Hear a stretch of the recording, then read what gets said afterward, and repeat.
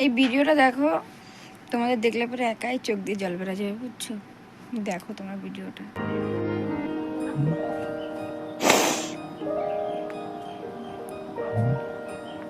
তো গাইস তোমরা এতদিনের অপেক্ষাতে ছিলেন খালি মোর মাক দেখার জন্য। তো ফাইনালি গাইস আজ মোর মার ফেস রিভিল করিম তোমার সাথে। এই যে দেখো এই যে মোর মার ফটো কেনে আছে জানেন গাইস, কেন কি মোর মা মুখ ছোটতে রাখি এই দুনিয়া থেকে চলে গেছে।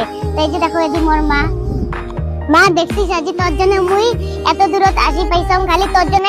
আর গাইস মোর মা যখন মুখ মানে এই দুনিয়া থেকে চলে গেছে মোর মা সারি মুখ। তো এই যে তখন এই ফটো কিন্তু মোর মা ফটো উঠে নাই।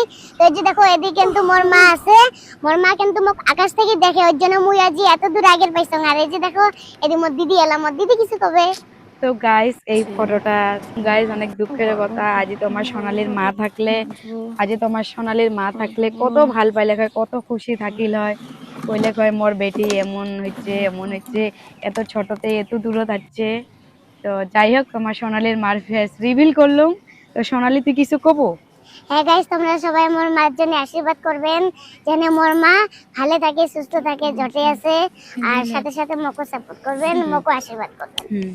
তো দেখছেন গাইস কি আর কমু, মানে অনেক ছোটতে আর কি মা হারাইছে। চুপ। কি করবেন গাইস, কপালতে এমন ছিল। সোনালী তুই এলা খুশি না, হ্যাপি না? তুই সে হ্যাপি তো।